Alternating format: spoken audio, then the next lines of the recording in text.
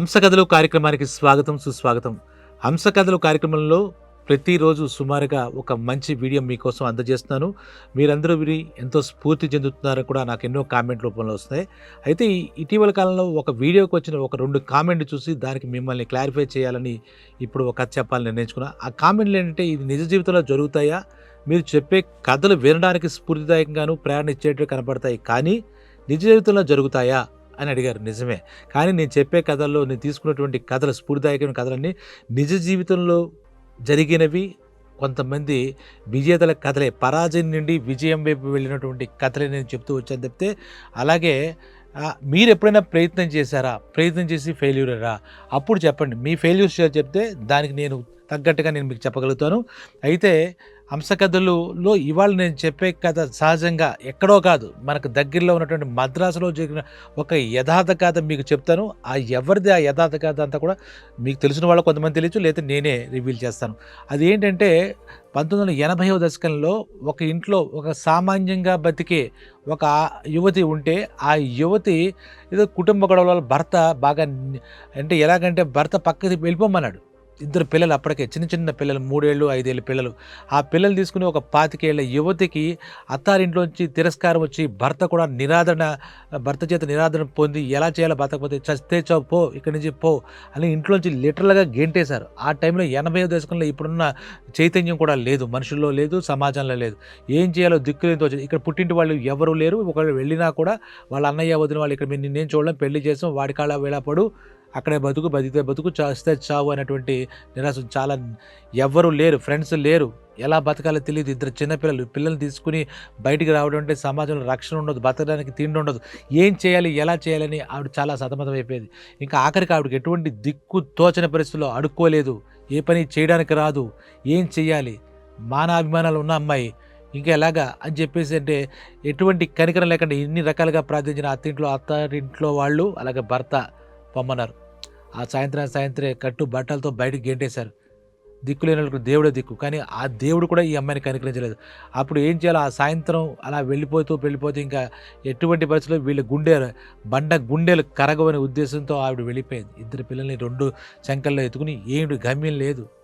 లాస్ట్‌కి అలా ఆలోచిస్తూ ఆవిడ అడుగులు అలా ఒక బీచ్ వైపు వెళ్ళాయి. ఇది చెన్నై పట్టణంలో జరిగింది. అక్కడ బీచ్‌లో వెళ్ళింది. ఆ బీచ్‌లో ఎందుకు వెళ్ళింది ఆ మహాతల్లి అంటే, ఇద్దరు పిల్లలతో పాటు ఆ బీచ్‌లో సముద్రంలోకి వెళ్ళిపోవాలి, చనిపోవాలి, ఆత్మహత్య చేసుకోవాలి. ఇంకా ఆవిడకి జీవితం అంతా శూన్యంగా కనపడింది. ఇంకా జీవించడానికి మనకు హక్కు లేదు, భగవంతుడు ఇలా రాశాడు, ఇంత దురదృష్టం నేది అని చెప్పి అనుకుంటూ అలా వెళ్ళిపోయిన తర్వాత అక్కడ దాకా వెళ్ళింది. బీచ్‌లో అంతా ఆహ్లాదంగా ఉంది. ఎందుకంటే ఈవిడికి చచ్చిపోవాలి, పిల్లలతో కలిసి ఆత్మహత్య చేసుకోవాలి, ఇక జీవితం కనపడలేక మిగిలిన వాళ్ళంతా సముద్రం దగ్గర ఆటలాడుతూ, కేరింతలు కొడుతూ రకరకాల ఎంజాయ్ చేస్తున్నారు. ఆ సముద్రం నీళ్ళ అలలు వచ్చి ఇలా కాళ్ళ మీద తడుపుతుంటే ఉన్నాయి. కానీ ఈ మనసంతా శూన్యంగా ఉంది. ఎప్పుడు చీకటి పడుతుందా, ఎవరు చూడకుండా ఆ కడలిలో కలిసిపోవాలి అనేది ఆవిడ ఆలోచన. ఈలోగా అలా చూస్తుంది, శూన్యంగా సముద్రం వైపు చూస్తుంది. అలలు వస్తున్నాయి, పలకరిస్తున్నాయి, వెళుతున్నాయి. ఏ అల అయినా ధైర్యం ఇవ్వచ్చు, ఏదైనా కావచ్చు, ఎప్పుడైనా ఏం జరుగుతుందో మన జీవితంలో మనకి తెలియదు. ఆ టైంలో ఈవిడ దగ్గర చిన్నపిల్లలు ఇలా ఆడుకుంటే, చిన్న చిన్న పిల్లలు, చదువుకోలేని పిల్లలు, ఒక 7, 8 ఏళ్ళు, 8 ఏళ్ళు, 10 ఏళ్ళు అలాంటి పిల్లలు కొంతమంది ఒక జంగిడీల్లో బఠానీలు, పల్లీలు ఇలాంటివి అమ్ముకుంటున్నారు. ఈవిడ దగ్గర ఒక రూపాయి కూడా లేదు. ఈ పిల్లలేమో కావాలని చూపిస్తున్నారు, వాళ్ళకి తెలియదు, ఈవిడ యొక్క స్థితి తెలియదు. ఈవిడి పిల్లలు, సొంత పిల్లలు, వాళ్ళు వచ్చి అమ్మ ఇదిగో రూపాయి పొట్లం తీసుకో, అది ఇది అని చెప్పి వాళ్ళు అడుగుతున్నారు. ఏం మాట్లాడాలి, ఏమీ లేదు ఆవిడ దగ్గర. అలాంటప్పుడు అలా వెళ్తున్నారు. అప్పుడు ఆవిడకి దైవికంగా ఒక ఆలోచన వచ్చింది. వాళ్ళు ఏం చదువుకోలేదు, పుట్టుకతో పేదవాళ్ళు వచ్చి వాళ్ళ కుటుంబాల్లో ఎవరున్నా తెలియదు. ఈ పిల్లలు చిన్న జంగిడి పెట్టుకుని, పొట్లాలు కట్టుకుని, రూపాయికి బఠానీలు, రూపాయికి పల్లీలు నమ్ముతున్నారే, వీళ్ళకి ఎంత ఆశగా నవ్వుతూ వస్తున్నారు, అందరి దగ్గరికి వెళ్తున్నారు, కొనుక్కునే వాళ్ళు కొనుక్కున్నారు, లేదు. వీరు రోజు మొత్తం వాళ్ళు ఆడుతూ పాడుతూ ఆ సముద్రం, ఆ బీచ్‌లో అమ్ముతున్నారు. వాళ్ళకు కూడా బతుకు మీద వైరాగ్యం లేదు, ఆత్మహత్య చేసుకోవాలని ఆలోచన లేదు. నాకెందుకు ఉండాలి, కనీసం నేను వాళ్ళలాగా ఈ వాళ్ళకి చదువు కూడా ఉండదు. ఇంట్లోంచి వచ్చి ఉంటారు. వాళ్ళు ఎక్కడో వాళ్ళ అమ్మ వాళ్ళ పొట్లాలు కట్టిస్తారు. నాకు ఈ 25 ఏళ్ళు ఉంది. నేను ఇద్దరు పిల్లల జీవితం అర్ధాంతరంగా 3 ఏళ్ళు, 5 ఏళ్ళు నా పాపల్ని చంపేసుకొని నేను చచ్చిపోవడం చాలా చిల్లరగా ఉందని చెప్పి ఆ పల్లీలు, బఠానీలు అమ్ముకున్న చిన్న చిన్న పిల్లలు మురికి బట్టలు మొఖమంతా మట్టి పెట్టేసి అక్కడ నీళ్ళలో ఆడుతూ అందరి దగ్గరికి వెళ్ళు, ఏవండీ పల్లీలు తింటారా, బఠానీలు తింటారా అని అమ్మడం చూసేసరికి ఆవిడలో ఏదో కొత్త ఆలోచన, బ్రతుకు మీద ఆలోచన వచ్చింది. బ్రతకాలని కోరిక వచ్చింది వాళ్ళని చూసి. వీళ్ళు ఇంత చిన్న చిన్న పిల్లలు వాళ్ళ పొట్ట పోషించుకోవడం చేస్తుంటే నేను చేయలేనన్న ఆలోచనతో ఆ క్షణంలో నేను అమ్ముకుంటానని చెప్పేసి, బాబు మీ వాళ్ళు ఎక్కడ ఉంటారు మీ పెద్దవాళ్ళు అంటే, అక్కడ దగ్గరగా కొంచెం సముద్ర బీచ్‌కి దగ్గరగా చిన్న చిన్న పూరి గుడిసెలు ఏవి కనపడితే అక్కడ ఉంటారు. మా మా అక్కడే ఉంటారని చెప్పి తీసుకెళ్లారు ఆవిడ. వెళ్తే ఆవిడ తనకు చెప్తే అక్కడ వాళ్ళ నానమ్మ అని ఒకళ్ళని పిలుస్తున్నారు ముసలావిడ మామని. ఒక మామని పిలిస్తే ఆవిడ తన స్టోరీ చెప్పుకుంది. ఆవిడ దేవతలా విని అమ్మ నువ్వేం భయపడకు అన్నం తిన్నావా అని చెప్పేసి వాడికి అన్నం పెట్టి నువ్వు చేసుకో, నువ్వు అమ్ముకో, నేను నీకే ఇస్తాను, రేపు దీని పెద్ద పెట్టుబడి ఉండదు, ఓకే నువ్వు ఎంత కావాల్సిన అంత అమ్ముకో, నువ్వు బతుకు, నీకేం కావాలో సాయం నేను ఇస్తాను. ఇద్దరు పిల్లలు చేసి వాడు నిన్ను వదులుకున్నందుకు వాడు రేపొద్దున బాధపడతాడు, నీ మొగుడు నీ అత్తారింట్లో ఏదో ధైర్యం చెప్పింది. చూడండి మనిషికి ఎప్పుడప్పుడు కష్ట సమయంలో ఎవరో ఒకరు అండగా పంపుతాడు భగవంతుడు. వాడే భగవంతుడు అవుతాడు మనకి. అర్థమైందా? కాబట్టి ఆవిడ వెంటనే ఆ సపోర్ట్ ఇచ్చింది. వెంటనే తెల్లారి లేచింది. ఆ రాత్రి ఆ గుడిసెల్లోనే పడుకుంది. ఇక్కడ పడుకోమ్మా పిల్లలకి ఆవిడకి అన్నం పెట్టింది. నేను మీకు నువ్వే రుణపడవు, నువ్వు ఎంతోమందికి చేయాలి, నువ్వు రుణపడకుండా ఉండాలంటే నీలాంటి కడు దయనీయ స్థితిలో ఎవరైనా నీ దగ్గరికి వస్తే రేపు చాలా అభివృద్ధిలోకి నువ్వు వస్తావు. నిన్ను చూస్తుంటే నాకు అలా అనిపిస్తోంది. నువ్వు ఇంకెప్పుడు కూడా ఆత్మహత్య చేసుకోవాలి, పిల్లల్ని చంపి నువ్వు చచ్చిపోవాలి అనుకోకు. ఆ మాట నాకే రేపు నీకు ఎవరైనా నిన్ను సాయం కోరడికి వస్తే మటుకు నువ్వు ఖచ్చితంగా సాయం చేయి. నా జీవితం కూడా ఇలాంటి జీవితమే. ఈరోజు నేను ఇక్కడ ఉన్న వాళ్ళందరికీ నేను చేయగలుగుతున్నాను, వీళ్ళంతా నా కుటుంబమే, నీకు ఎవరు లేరనుకోకని చెప్పి ఆవిడ చాలా ధైర్యం ఇచ్చింది ఆ మామగారు. సరే ఆ తెల్లారి ఒక జంగిడిలో పిల్లల్ని నేను చూసుకుంటాను, నువ్వు ఎండలో తెప్పకు, నువ్వు వెళ్ళు, ఏం కావాల్సి అమ్ముకో, అయిపోతే మళ్ళీ నా దగ్గర సరుకు నేను ఇస్తాను అంటూ పెట్టుబడి ఏమి రూపాయి వద్దు నీకు, నీ నమ్మకమే నీ పెట్టుబడి అంతే, చేయి పొద్దునుంచి అమ్ముకో, నీకు ఎంత ఓపిక ఉంటుంది, నా దగ్గర నా భోజనం నేను పెడతా, నాకేం ఇవ్వట్లేదు కూడా అనుకోకు, నేను ఎంతోమందికి ఇలాగే పెడుతూ ఉంటా, నా లక్షణం అది, కాబట్టి నువ్వు నాకేదైనా చేయాలని చేద్దు కానీ అని చెప్పి ఆవిడ ధైర్యం ఇచ్చింది. ముందు సిగ్గుపడింది, కానీ చావడం కాదు పరిష్కారం. నిరాశతో అప్పటిదాకా కురింగిపోయింది, ఆత్మహత్య చేసుకుందామన్నంత స్థాయికి వెళ్ళిపోయింది, పిల్లల్ని చంపి తను చచ్చిపోరు. కానీ ఏదో కొత్త ఉత్సాహం, కొత్త ధైర్యం, కొత్తగా అడుగు, ఇంకా ఇదంతా అక్కర్లేదు. భర్త ఎంత బాధలు పెట్టాడు, ఎన్ని తెరిపేశాడు, ఎన్ని కష్టాలు పెట్టారు అత్తారింట్లో, ఇవేం ఆలోచించలేదు. పుట్టింటి వాళ్ళు ఇవ్వలేదు, ఎవరి మీద డిపెండ్ అవ్వలేదు, నాకు నేనే డిపెండ్, నేను ఇండిపెండెంట్, నాకు ఎవ్వరూ అక్కర్లే, నాకు నేను నా పిల్లలకి అని ఒక ధైర్యం అయితే తెచ్చుకుంది. అప్పుడు తీసుకుంది, కొత్త జీవితం మొదలుపెట్టింది.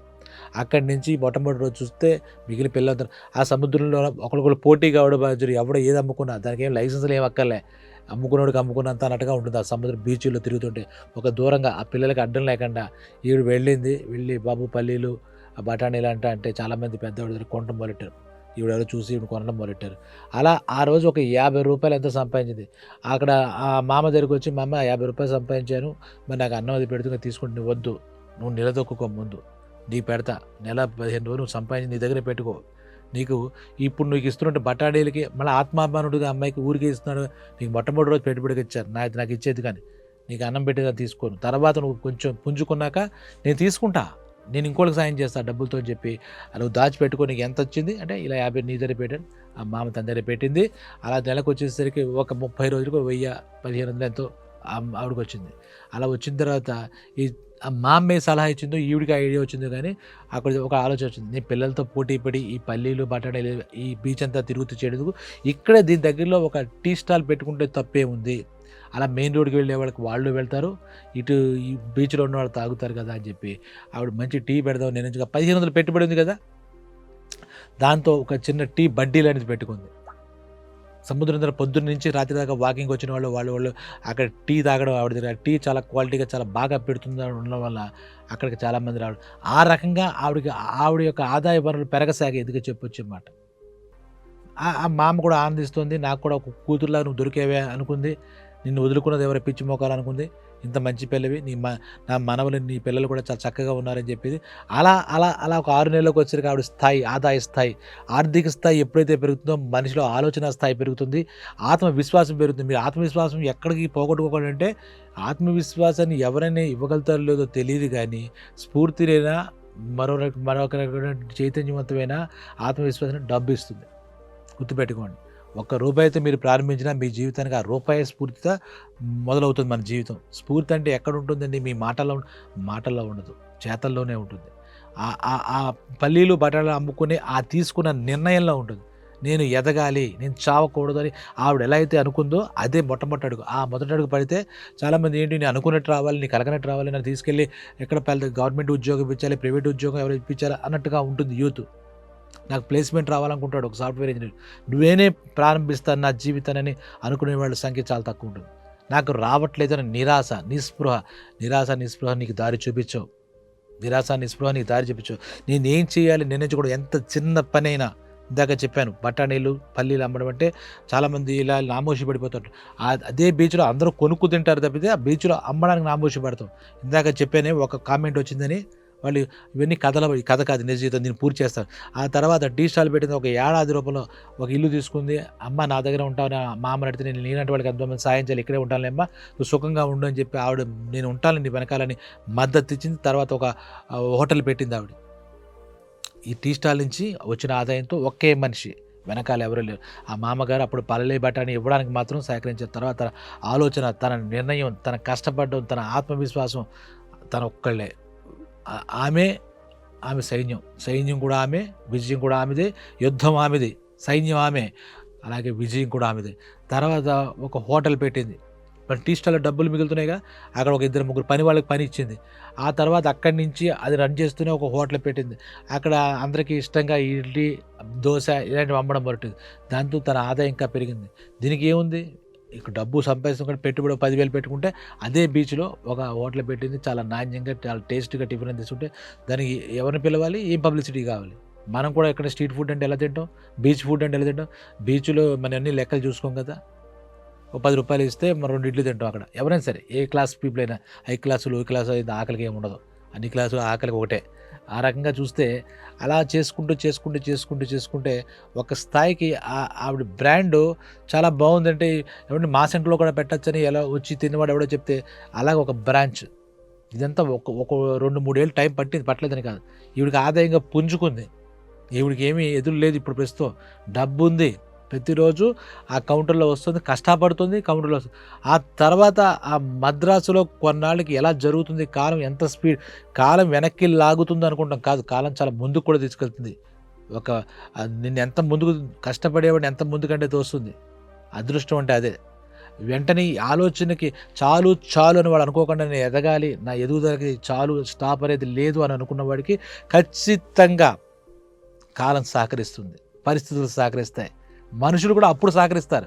ముందు ఒక కుప్పుడు అన్నం పెట్టరు, చావు అదలబా అంటారు. కానీ ఒక స్థాయికి వస్తూ ఉండగా ఎదుగుతున్న క్రమంలో అప్పటిదాకా ఎందుకు పనికిరాను అన్నవాళ్లే తర్వాత అద్భుతం, ఈ వ్యక్తి నాకు ముందే తెలుసు అంటారు. కానీ మనుషుల మాటలు కాదు ముఖ్యం. అలాగే కాలం కూడా కష్టపడని వాడికి సహకరించకపోవచ్చు, కష్టపడేవాడికి, ఆత్మవిశ్వాసం వాడికి, ఆత్మాభిమానం వాళ్ళకి ఖచ్చితంగా సహకరిస్తుంది. దాన్ని అదృష్టం అనుకోండి, దానికే దైవబలం అనుకోండి, ఏదని అనుకోండి. ఆ తర్వాత ఆవిడ పెట్టిన తర్వాత ఒక 10 ఏళ్ళు చూస్తే మొత్తం ఎంటర్‌ప్రెన్యూర్‌షిప్ అవార్డు గెలుచుకుంది ఆవిడ.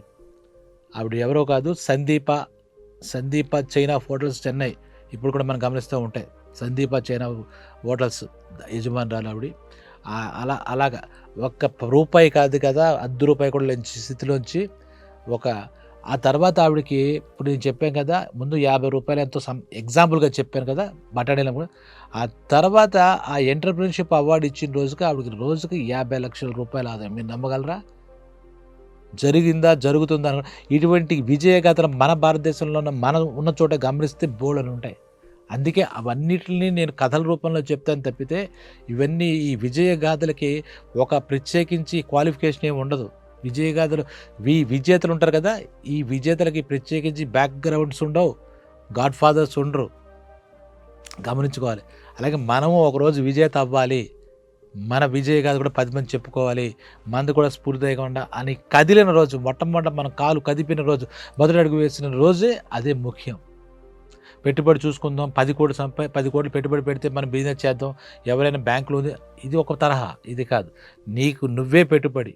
నేను చెప్పా కదా, నీదే యుద్ధం, నువ్వే ఆయుధం, చేయాల్సింది నువ్వే, సాధించాల్సింది నువ్వే, విజేతగా మిగలాల్సింది కూడా నువ్వే. ఈ స్థాయి తీసుకొని దిగకుండా ఇది ఒక కథ నేను చెప్పేది అనుకోకండి, దయచేసి నేను చెప్పేది అదే. మీరు విజేతలే, మీవి విజయగాథలే. మీరు 10 మందికి స్ఫూర్తిదాయకంగా ఎదగాలనుకోండి. ఎక్కడో ఆగిపోకండి మీ ఆలోచనలో. నిరుత్సాహం, నిస్పృహ, నిరాశ, నిస్తేజం ఇవన్నీ మీ దరికి నకారాత్మక శక్తులు ఇవన్నీ వద్దు. వెళ్దాం, కొడదాం, చేద్దాం. ఈ టైప్‌లో వెళితే ఖచ్చితంగా కాలం సహకరిస్తుంది, పరిస్థితులు సహకరిస్తాయి. అన్ని రకాలుగా మీరు విజయానికి చేరువగా ఉండండి. చీకట్లో ఉండకండి. చీకటి నుంచి వెలుతురొస్తుంది. చీకటి చెప్పిన పాఠం ఏంటి? చీకటి 12 గంటలు అనుభవిస్తాం రాత్రంటే. తర్వాత పొద్దున్నే ఉదయం వస్తుంది. ఆ ఉదయకిరణాలు పడితే ఆ వేకువ కోసం మీరు ఎదురు చూడాలి. ఆ వేకువ కోసం చేయకుండా చీకట్లో మన జీవితం అయిపోయింది, నాకేం కనపడట్లేదంటే కాదు. కనపడుతుంది. వెలుతురొస్తుంది. ప్రతి మనిషి జీవితంలోనే ప్రకృతి చెప్పిన పాఠం. రాత్రంతా చిరాకుగా ఉన్నా కూడా పొద్దున ఒక వెలుగు, ఒక కిరణం నీ ముందు సూర్యోదయం అయినప్పుడు పడుతుంది చూసారా? ఆ పగలంతా నీదే. రాత్రి చీకట్లో నలిగిపోకలే. చీకటి తర్వాత వెలుతురొస్తుంది. పరాజయం తర్వాత విజయం వస్తుంది. తెలుసుకోండి. ఆవిడ పేరు ఇంతకీ నేను చెప్పాలి, పెద్ద సస్పెన్స్ ఏం లేదు. సక్సెస్‌ఫుల్ స్టోరీ కాబట్టి వేట్రి శ్రియా నారాయణ్. ఒకరోజు ఇద్దరు పిల్లలతో కలిసి సముద్రంలో చచ్చిపోదాం అనుకున్న ఆవిడకి ఒక చిన్న పిల్లలు బఠానీ అమ్ముకునే పిల్లలు స్ఫూర్తినిచ్చారు. బతకాలన్న ఆశ ఇచ్చారు. హోప్. సో ఎప్పుడూ కూడా స్ఫూర్తి ఎక్కడి నుంచి వస్తుంది? మీరు పట్టుకోవడానికి రెడీగా ఉండండి. ఒక మామగారు చిన్నగా సహకరించారు ఒక్కరోజు. తర్వాత ఆవిడ పరుగు ఎక్కడ ఆగలేదు. అది కాదు ముఖ్యం. రోజుకి ఎన్ని లక్షలు సంపాదించి ఎంత గొప్ప అయింది, ఎన్ని అవార్డులు తీసుకుంది. కొన్ని వేల మందికి ఆవిడ ఆదరించింది. కొన్ని వేల మందికి దాతృత్వంతో కార్యక్రమాలు చేసింది. తనలాగా ఇంకోటి బాధపడుతున్న వాళ్ళందరినీ చదివి తన హోటల్స్, తన చైన్ ఆఫ్ హోటల్స్ ఎంతోమంది పని కల్పించింది తను. అందరూ ఈవిడంత స్ఫూర్తి తీసుకోవడం, ఈవిడంత ఎతకలేకపోవచ్చు. వాళ్ళ ధైర్యం, వాళ్ళ ఉన్న స్థైర్యం ఇవన్నీ కాదు. కానీ ఈవిడ తీసుకుంది. అందరికీ పరిచింది. అందరిలోనూ స్ఫూర్తిని రగిలించింది. జీవితం పట్ల అందరికీ విశ్వాసాన్ని కలిగించింది. తనే ఒక ఆదర్శంగా నిలిచింది. తనే ఒక మోడల్ కలిగింది. ఇప్పుడు కూడా ఇటువంటి విజయగాథలు ఉంటే మనలో కూడా వేడి కలుగుతుంది, ఉత్సాహం పెరుగుతుంది. మనం కూడా అడుగులేద్దాం. అడుగు లేకుండా మంచం మీద పడుకుని అయ్యో నా పరిస్థితే అనే వాళ్ళకి ఎక్కదు. నేను తెలుసుకోను ఇదేముంది, మోటివేషన్ ఎవరిస్తారు మనకి, ఇన్స్పిరేషన్ ఎవరిస్తారు? ఈ మోటివేషన్ చెప్పేవాళ్ళంతా మాటలు చెప్పేవాళ్లే కదా అనుకుంటే కాదు. ఉంది. మీరు విజేతలే. గుర్తుపెట్టుకోండి. మీరు విజేతలే. ఇప్పుడు నేను చెప్పిన శ్రియా నారాయణ లాగా మీతో కూడా ఆవిడకేమి నిరాశ నుంచి ఆశ వైపు ప్రయాణం చెప్పేది. ఎవ్వరూ లేని దగ్గర నుంచి చీకటి నుంచి వెలుతురు వైపు ప్రయాణం ఎవ్వరూ ఇవ్వలేదు. మనమందరం ఆశిస్తాం మనకి ఎవడో ఒకడు సహాయం ఇవ్వాలి, మనకి ఎవడో సపోర్ట్ ఇవ్వట్లేదు. మరి ఈ ఏడుపోద్దు. నీకు నువ్వే నిలబడు. మీరు విజేత కావచ్చు. ఇప్పుడు నేను చెప్పిన మాట గుర్తుపెట్టు. ఇది నిజంగా ఇప్పుడు పాత పేపర్లు తిరిగేస్తే కనపడుతుంది. ఆవిడకి వచ్చినటువంటి ఎంటర్‌ప్రెన్యూర్‌షిప్ అవార్డు కానీ తర్వాత ఎంతమంది సంపాదించారు. ఇప్పుడు గ్రూప్ ఆఫ్ ఎన్ని హోటల్స్ ఉన్నాయి సందీప చైన్‌లో అవన్నీ కూడా మీరు చూడండి. ఇక్కడ కూడా చూస్తే మీకు సిటీస్‌లో హైదరాబాద్ పల్లెటూరులో కూడా అలా బోలెడు మంది ఎదిగిన వాళ్ళు ఉంటారు. దానికి సిటీ, కాలం, పరిస్థితి, ఊరు, వాడ ఏం కాదు. నువ్వు ఎదగాలి అనుకున్న ఒక ఆలోచన, నువ్వు తీసుకున్న నిర్ణయం, నీలో కలిగిన ధైర్యం ఇవే నీకు పెట్టుబడులు. కోట్లు పెట్టుబడులు అక్కర్లేదు. కోట్ల మంది వెనకాల నీకు పనిచేసేవాళ్ళు అక్కర్లేదు. నీకు నువ్వే విజేత అవ్వాలంటే నీకు నువ్వే ఆలోచించుకోవాలి, నీకు నువ్వే రంగంలో దిగాలి, నీకు నువ్వే ఆయుధం పెట్టి యుద్ధం చేయాలి. గుర్తుపెట్టుకోండి. ఇలాంటి ఇంతకుముందు చెప్పాను కదా, కామెంట్ చేసే మిత్రులకి, సోదరులకి జరుగుతాయి. నిజ జీవితంలో కూడా వచ్చేది. ఇలాంటివి నేను స్ఫూర్తిదాయకమైన కథల కొన్ని క్యారెక్టర్లు తీసుకుని మీకు చెప్పచ్చేమో కానీ మీలో కూడా ఫైర్ ఉంది. ఆ ఫైర్ని బయట పెట్టండి చాలు. నిజంగా జరుగుతుంది. మీ కథలో జరుగుతుంది. రేపొద్దున నేను మీ కథ చెప్తాను. మీరు నన్ను అప్రోచ్ అవుతే ఇలా కామెంట్ రూపంలో అప్రోచ్ మీరు చెప్పింది నిజమే, మేము గొప్పవాళ్ళం, మీరు నాకు చెప్పండి ఫీడ్బ్యాక్. అప్పుడు మీ కథే చెప్తాను. ఇంకోళ్ళు ఎవరో నిరాశతో ఉన్నవాడు ముందుకు వస్తాడు. Thank you. మరో కథతో మళ్ళీ మీ ముందుకు వస్తాను. అంతవరకు సెలవు. మీ పరమహంస. Thank you.